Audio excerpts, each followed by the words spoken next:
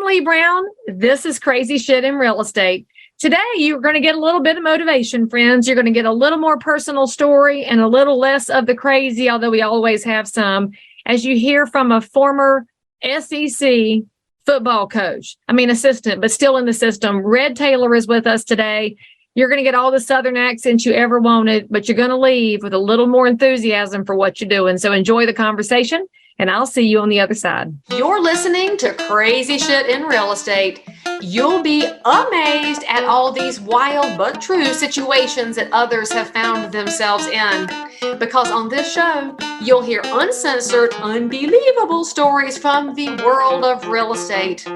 I'm Leigh Brown. Let's dive right in. Before you get the rest of the story, I'd love to share a quick message from today's sponsor. If you've never heard of Follow Up Boss, you're going to love it. And it's going to get you organized in a way that will actually impact your business for profitability and for better excellence with those you're serving. For more information, go to followupboss.com/crazy. So talk to me a little bit about where you're located, what you do in the world in and around real estate. Give us a little bit of the red story besides the middle school football name. Yeah. Is this the beginning? Are we recording right now? Is this it? We are. I always record because we just have a conversation. This is not a really fancy podcast with like super big notes and big fancy microphones in front of me or any of that. Yeah, I can relate. So yeah, good stuff. So first and foremost, great being with you today. Obviously, my name is Red Taylor. I am really just an entrepreneur at heart. You know, I've watched some of your podcasts, Leigh. I've done some research on you, very impressed. And reflecting on, what I wanted to talk about today, because the thing that I heard you to communicate to your folks here is to bring a story and let's have a conversation. And, what I thought I would do is just maybe tell my story a little bit of who I am, where I've been, where I am now, where I feel like I'm going. It's a story I feel like of perseverance, of retribution and inspiration. I was born in Montgomery, Alabama. I grew up very, very poor to a single mother. My mother worked at a gas station my whole life. And it was an upbringing that, I would always wanted to change, but looking back on it, I wouldn't change a thing. We didn't have anything. We didn't have nothing. Nobody gave us anything. And everything that we ever had, we had to work for. And everything I ever had, I had to work for. And so, that instilled to me a discipline and a desire to always want more, to do more, to be better. Not that I ever felt like even, when I was younger, I didn't feel like I necessarily deserved it, but I always wanted it. Felt like somehow, some way, I would find a way to get it to do more. And I didn't even know what more was. So it's just, I knew what my mom had, and what we didn't have was working at a gas station and coming home from school sometimes. And you open that front door and you reach in, around there and you hit that light switch. You didn't know if the lights were going to be on or not. So that was a regular occurrence in my life. So anyways, I was able to play football and excel at being a football player growing up, and played for a dynamic, wonderful head football coach. Guy's name is Spence McCracken. He's a legend. And I give him That's a coach name for sure. What's that? He had to be a coach with that name. No doubt about it. This guy's responsible for making good men out of literally hundreds, maybe thousands of boys. He was a profoundly positive, impactful human being. And I am thankful to call him my friend today. So, in growing up through the high school over at Robert E. Lee in Montgomery, and you can't even say that word out loud anymore. It was white guys and black guys. I'm a history buff. Everybody knows. Good. Yeah, there wasn't no such thing as racism. We were all brothers. We were teammates and brothers. We loved each other. We had each other's back. We'd go to war on Friday nights. I think it's still how regular people are. It's just the Twitter mob that wants to divide us. The Twitter mob and the mainstream media. Now, that's a different rabbit hole we can go down today, Leigh. So may be another podcast, right? Want to go? I'll go. We'll post it on Rumble. We won't get censored over there. Yeah. But anyway, I was able to get a scholarship to go to play football at Jacksonville State University, which that would have been the only way that I would ever been able to go to college. So was very fortunate and blessed to be able to do that. I got up there and boom, first thing happened to me, I got an injury. In those days, back in 91, 92, once you got injured, they didn't keep you on. It was a Division II college, so they didn't have the money to keep the broke necks around. And so coach cut my scholarship. So I ended up having to go back home and go to work. And I mean work, I was working landscaping with my buddy Tyler Johnson, and his daddy owned a landscaping company. And that's what I started doing, And so anyways, long story short, from there, a few years passed by and I took other professions and whatnot and got into sales and really excelled at a young age in sales. I've always felt like I could talk to folks, relate to people because of where I'm from, man. I've never been really starstruck. I've never held a whole lot of prejudices. And I've always felt like we're going to have a good life. We're going to be good people. We got to try to look and see the best in others. And that's really kind of lent to some of my successes today. But going back, long story short, I knew I wanted to go to college and I decided that my dream was to be a football coach. And so through a couple of different divine connections, those are other stories as well, I was able to become one of the first 50 students to attend Alabama State University, which is a historically Black university, on a minority scholarship because the Supreme Court of Alabama ordered historically Black colleges to desegregate. And I was a minority on that campus. I didn't have money to go to school, so it was a blessing. And so I left my career in sales. My mother thought I was crazy as a bed bug. And I started school full time and I was coaching on the side at my high school. And anyways, graduated in about 2.5, 3 years, started teaching, taught at my alma mater, Robert E. Leigh, coached football there for a year. And then out of nowhere, another divine intervention occurred where Tommy Tuberville, who had left Ole Miss University and gotten a job at Auburn, somehow a couple of his coaches liked me. I'd met him at these conventions. Boom, they gave me a job at Auburn coaching as a graduate assistant. Okay. How about that? So what a blessing. I mean, a guy from Montgomery, Alabama, from what I've been through, grew up an Alabama fan now, mind you. So no, I'm just hoping the Roll Tide people haven't turned us off now because they heard you say Auburn out loud. So y'all come on back. And in the state of Alabama, you're either one or the other, and it's pure, unadulterated hatred for 364 days out of the year. Just like us with Carolina and Duke, it must be removed from the earth, and it's just how it is. Absolutely. So anyways, I got the job there, and I was in way over my head. I mean, I was just way over my head. And it didn't take me long, about a year, to figure out that I didn't think that was going to be the career path for me. College football coach is one of the hardest jobs on the planet. These guys, God bless them, man, they work for probably 48 weeks out of the year. They're going to work about 60 to 80 and sometimes 100 hours a week. Okay. And that's just the job. It doesn't matter if you're at, Podunk Division II, Division III, or if you're coaching at the University of Alabama or Clemson or Duke or North Carolina. It don't matter. It's the same job. Well, and that was before NIL. It's triple now with that stupid transfer portal. I think the whole game is like even worse.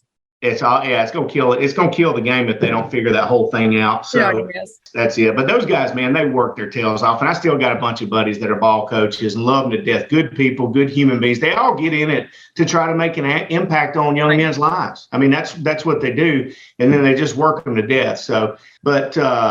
So I left that, went back to teaching and coaching for a little bit, moved over here to Atlanta and started a family. And, after a couple of years, I decided this wasn't going to be it. I couldn't be sitting in a classroom all day long and making $35,000 a year. I enjoyed it, the teaching part of it, the interacting with kids, coaching kids and whatnot, but just the rules started to change. They started to go really, believe it or not, even in the early 2000s, you were going a little bit towards the woke side of things, and the admin were bearing down on you a little bit more. And it's all come from pressure and politics. I mean, whether people want to believe it or not, realize it or not, politics is a part of all of our lives, and it is a contact sport, is what I've learned over the last 15, 20 years, being a professional, being an entrepreneur and whatnot. And the more you know about it, the better you have an opportunity to be successful. After coaching and teaching for a couple of years, I decided that I wasn't going to be able to do that as a career path. And so I went to a gentleman that I knew. His name was Ray Broadway, and Ray was a friend of mine. He was the president of the Georgia High School Coaches Association. He's passed on now. Wonderful human being. And I said, Coach, you know anybody that is looking for a salesman to sell some athletic supplies, football helmets, shoulder pads, baseball bats, whatever? He says, no, Red. He said, I don't know anybody who's looking for that. But he said, I did have lunch with a guy yesterday. He said, if you knew anybody want to make $100,000 a year, let him know. I said, that sounds like me. Oh, must have been in real estate. Insurance. Similar sales pitch. Similar. Unlimited income potential. The sky's the limit. Do what I say. You're going to be a millionaire. So went and met with the gentleman. He was a good man. He's an older fella. He wanted me to sell these split funded annuities to all these school teachers and football coaches to supplement their retirement. And I said, yeah, I can do that. So anyway, got my license and didn't actually go to work with him because as I was leaving my test, an old buddy of mine called and said, hey, what's going on? I said, man, you won't believe this. I just got through getting my insurance license. He says, what? I said, yeah. He said, well, you did come see me. He owned an insurance agency, a brokerage firm, and they did, health and life. So I said, okay, let me go see him. Well, anyways, I was like, this seems better to me. So I started doing that within about 5 months, and I was doing it on the side. I was teaching and, making my calls during the day, running my appointments at night till 10 o'clock, whatever time somebody would see me, I'd go see them. I was young. I was 27, 28, 30. I was getting after it. So like anybody that's young, and I want everybody to understand something, at the beginning of the day and the end of the day, there's no secrets to being successful. Okay. You got to work hard. Okay. You have to be willing to sacrifice what you want now for what you want most. And I'm going to say that again. It's the ability to sacrifice what you want now for what you want most. And, people say, well, chase your passion, chase your dreams, chase your heart. I think that's a little overrated, guys. I have found that to be a little bit overrated because I did that personally. And I think I could have been successful as a ball coach. Don't know how happy I would, because I was good at it. I mean, you don't get a job coaching ball in the SEC as some greenie without being pretty good at what you do. God's blessed me with some talents and take that lightly. But as far as chasing your passion, a lot of times there's not a lot of money in passion. Right. And money's not everything, is it, Leigh? No, so but the work matters though. The work matters. A lot of people are chasing their passion, expecting to be number one at it without doing the work. And so there's always an intersection here that absolutely has to happen. Exactly. And in our world, in our society, money doesn't bring you happiness, but it gives you the opportunity to live a life that enables you to do some of the things that you want with the time that you have that you enjoy most. Right. Okay. Whether it be spending time with your family, your friends, your hobbies, what have you. Okay. And so that's, instead of chasing your passion, my advice would be to find out what you're best at, that you hate the least, and go become great at it. Right. That may be a better pathway to success. I think I heard Tony Robbins say that one time many years ago. Decide. Well, but he's never held a job. All he's done is motivate people. So, I mean, yeah, I think what he is that we could determine as successful, right? Absolutely. I always think it's a funny analogy to use because most people need to roll their sleeves up and get dirty at some point. Yeah. So during this time, we started having children, my wife and I was chasing this business and chasing being an entrepreneur and whatnot. And things started personally at home started taking a terrible turn as far as I was failing my marriage. I spent a lot of time with my kids. I was being a really good dad. I was being a terrible husband. And long story short, the marriage failed. And no matter what happens to you in your life, for me, I think that's always going to be a point that marks time. Whenever you have a failure like that, something that I never wanted to happen, that it marks time.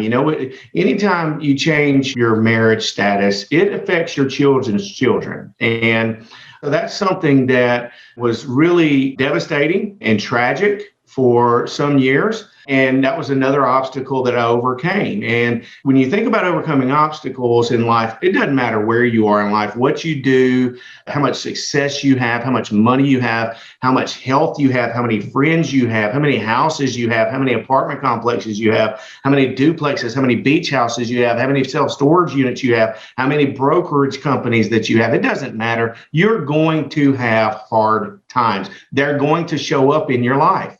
Okay. And it's not those hard times that are going to make the difference in our lives. 99% of the time, it's how we react to them. Okay. And so what I always did was went back to the lessons that I learned early on. You got to get back up. You have to get back up and you got to play the next play. You got to play the next day. Okay. And so I tell, a lot of folks now and my kids, my son, 17, 18, 19, 20, they're all in their young. And I tell them, hey, attack the day with enthusiasm. Today's the next day. Today's the best day of your life. It's the next opportunity you have to win and succeed. You'll never have another chance to live this day. And they're like, Dad, just hush. Dad, stop. But I know that one day when they grow up, they're going to remember that, and it's going to resonate with them. And hopefully, my hope and prayer is that that'll take root in them and grow. The seed will be watered and nurtured, and that they'll be able to grow that, and it'll be a positive impact in their life. Have you ever driven by a house that you sold and somebody else's sign is in the yard? It's about the most painful experience any realtor will ever have. And then comes that moment of, oh, snap, it's on me. I didn't stay in great touch. And I can tell you, after 22 years in the business, I still go through that, but I've reduced the opportunities for failure because I have learned to do better with follow-up.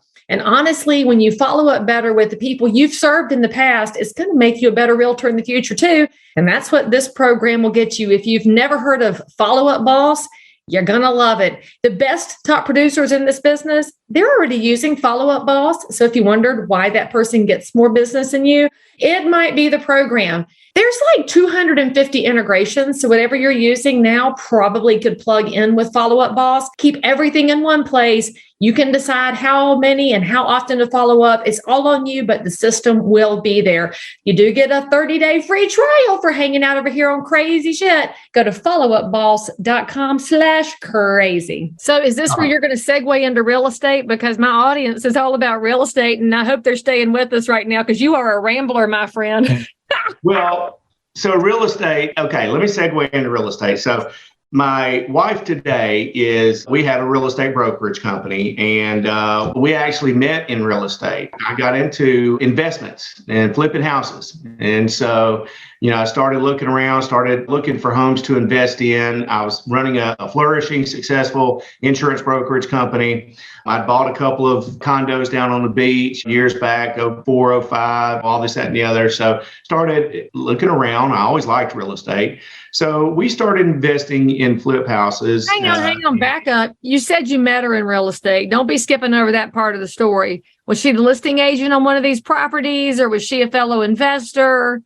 Well, she was a listing agent on a property, and she was working at the time she was on-site, new construction, and she's like, hey, listen, I've got a couple of big-time investors that they pay me to find flip property for them. And I was like, really? So how's that go? She's like, well, this is what I do, this, and this. And I sent her. I said, well, how much would you charge me to send them to me? So anyway.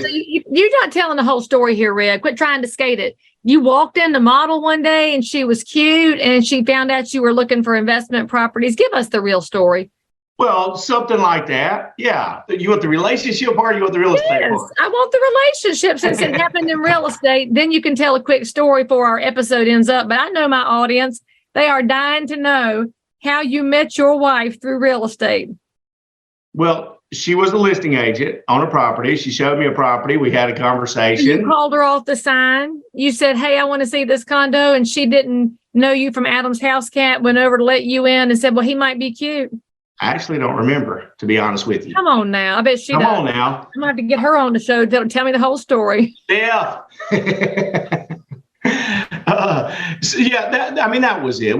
More or less, we had mutual acquaintances as well. It was one of those situations where it started in business. Next thing you know, we're having lunch, we're having dinner, and, the relationship began to flourish. So you weren't really a creepy stalker. There was actually a friend involved. So your story's kind of boring, and that's why you're skating telling it. Okay, so carry on.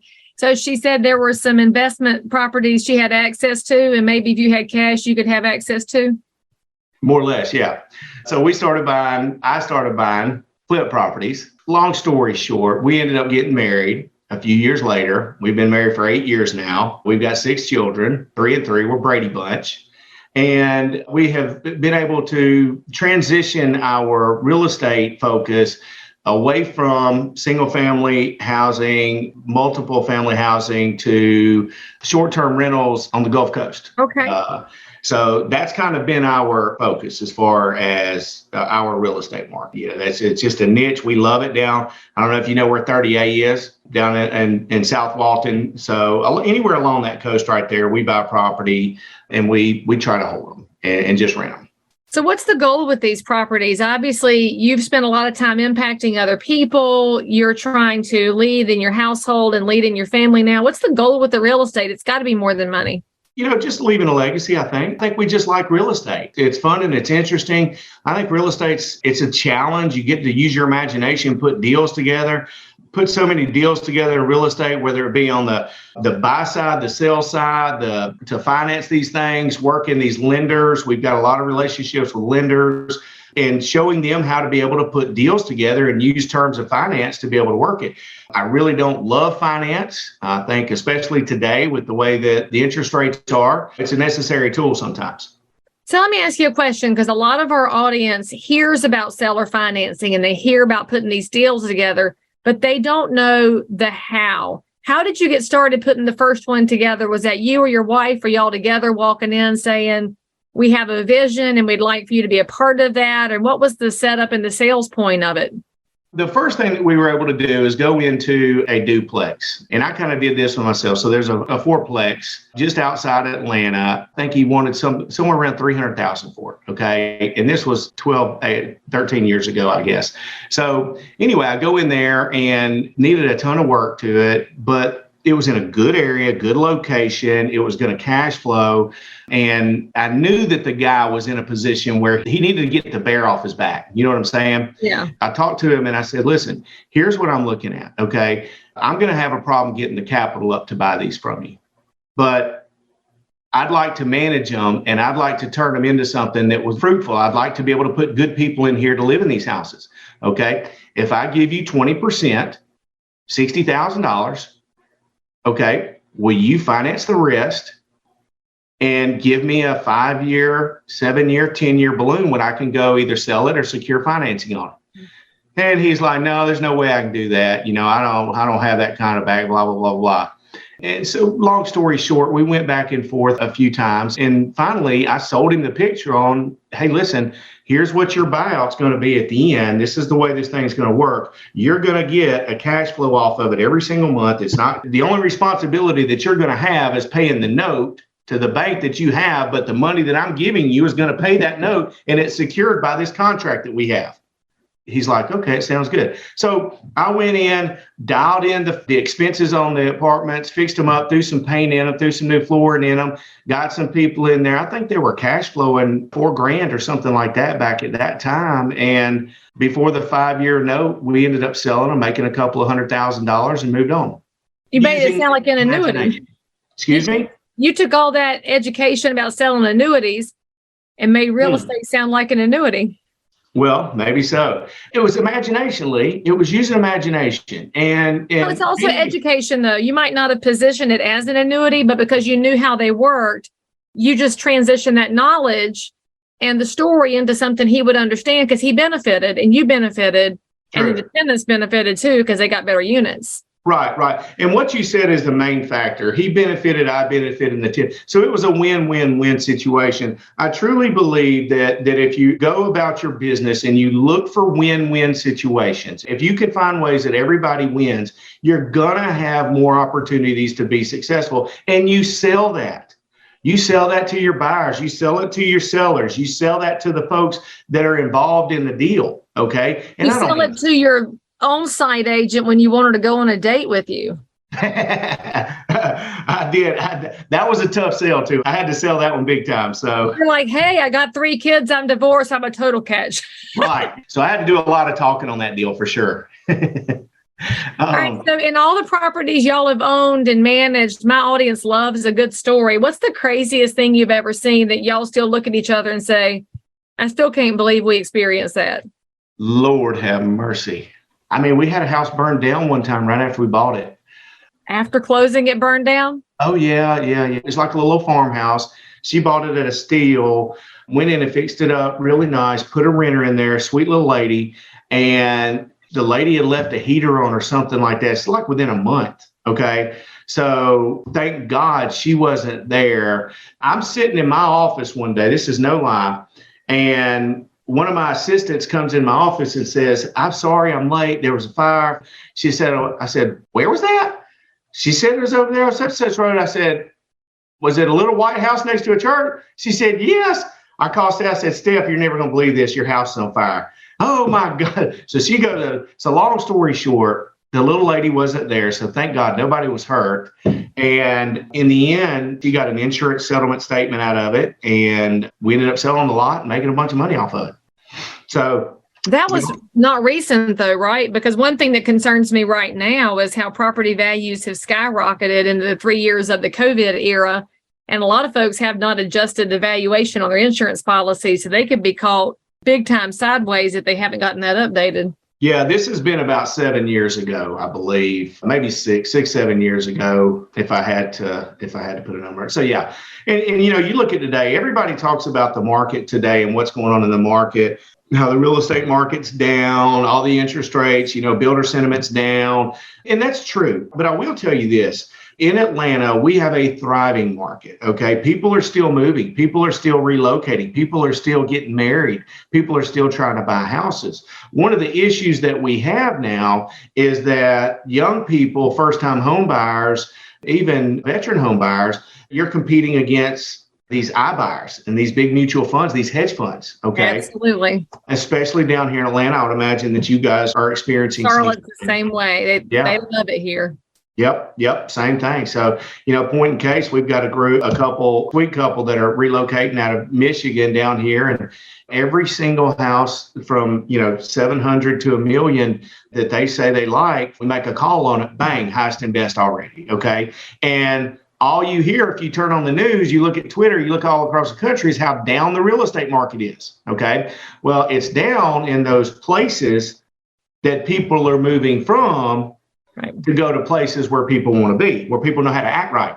It's zip code by zip code. Bay Area is having a trouble, but Atlanta is positioned to be the top market next year, was the report that came out this week as we're recording this. And there's lots of reasons for that, but it's also not just Atlanta. So a savvy buyer figures out very quickly that there's different personalities of the different suburbs and the exurbs around the city.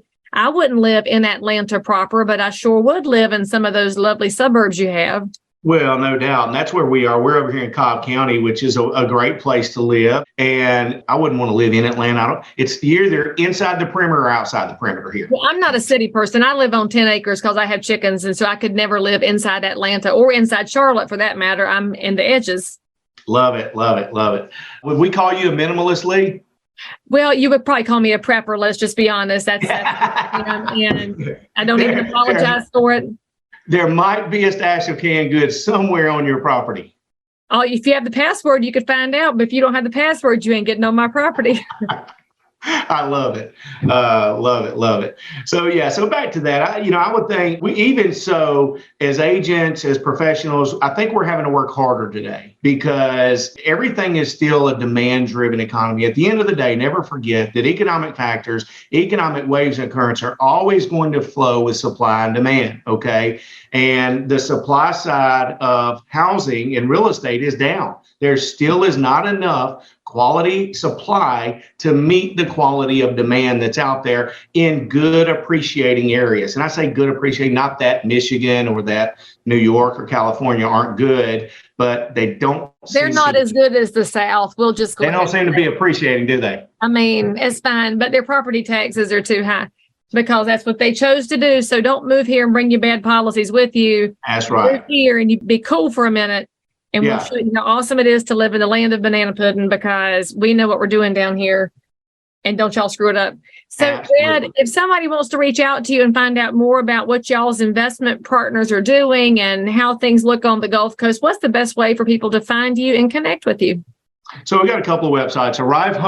ArriveHomePartnersLLC.com is our real estate site. If you want to reach out to us, and I'll put a little plug into one of my companies, RedTaylorInsurance.com. We do health insurance for tons of real estate professionals, tons of lenders, tons of folks like us who are all entrepreneurs, self-employed, small business owners and whatnot. We have the largest faith-based healthcare sharing program out there for Christians who are looking for affordable alternatives to their healthcare. That is a fantastic, I'll tell you, I'm 50 years old. My wife, we've got 6 kids. We've been on MediShare for 6 years now. I pay $385 a month for my health insurance, guys, for my healthcare, okay? And I wouldn't change it for the world. So health insurance programs that can help folks as well. But as far as the real estate goes, get in touch with us at Arrive Home. Myself, Stephanie, one of our team members, we can kind of walk you through what our program is, what our process is.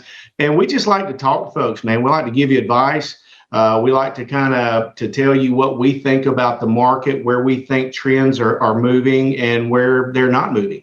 All right. So there you go, friends. If you learned something or you like something or you want to have a fight, Auburn, Alabama, whatever, drop it in the comments. Give Red some thumbs up. Was that Weagle, War Damn Eagle? Weagle, War Damn Eagle, kick him in the butt, Big Blue. Hey. See, the only reason I know that, it was several years ago, the Auburn fans were on the way to the bowl game in Arizona, and I was the only non-Auburn person on that plane. They sang the fight song the whole way to Phoenix. They picked that airline stewardess's cart dry, and it was horrible. And the pilot even came on and was doing the stupid Weagle, War Damn Eagle too. Oh, I was trapped with Auburn people. That was the national championship game, right? That was when Cam Newton and they went out to Arizona for the national championship. Oh, you were in the wrong place at the wrong time, Leigh. 16, 17, 15. It was one of those years. 13. 13. Is it that long ago? I know it was pre-COVID, but I can't keep track of time anymore. So, I can relate. Well, thank you so much for coming on the show and giving us a little bit of motivation and a reminder to get shit done. And also the reminder that there's lots of things you get to do. Awesome. Thanks, Leigh. Great being with you. All right, guys, make sure you give him some love. All of his contact information's in the notes for this episode, and I'll see you next time. Perfect. Okay, now don't forget to go try Follow Up Boss so that your business can continue to expand in professionalism, and then you can meet some more crazy people yourself. I really appreciate Follow Up Boss sponsoring this episode, but mainly I appreciate them for giving y'all double the free trial time with no credit card required. So make sure you go to followupboss.com/crazy and then let me know what you think. I'll see you guys next time. As always, I'm so super thrilled that you joined in for more crazy shit. And if you're a realtor, investor, inspector, lender, or just a regular human being who happens to have an unbelievable story that you need to tell the world about, or frankly, you just need to one-up the story you just heard, then make sure to DM me on Instagram at Leigh Thomas Brown, or tweet me at Leigh Brown, or frankly, any social network where you hang out. I'm there. And if you had some fun, then you totally want to subscribe so you don't miss out on any future episodes.